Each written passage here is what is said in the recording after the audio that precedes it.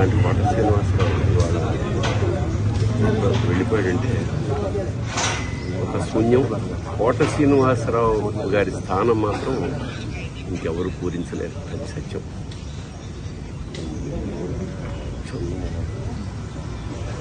ఆయన మనశ్శాంతి, పరమేశ్వరుడు కుటుంబానికి మనశ్శాంతిని కలిగించాలని మనస్ఫూర్తిగా ప్రార్థిస్తాను. మాకు కూడా కొన్ని వందల వేల అనుభూతుల్ని మిగిల్చిన కోట ఇవాళ కూలిపోయి. అలాంటి కోట శ్రీనివాసరావు ఇవాళ వెళ్ళిపోయాడంటే ఒక శూన్యం. కోట శ్రీనివాసరావు గారి స్థానం మాత్రం ఇంకెవరు పూరించలేరు, అది సత్యం.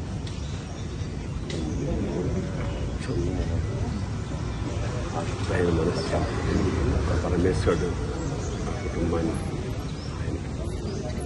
మనశ్శాంతిని కలిగించాలని మనస్ఫూర్తిగా ప్రార్థిస్తాను.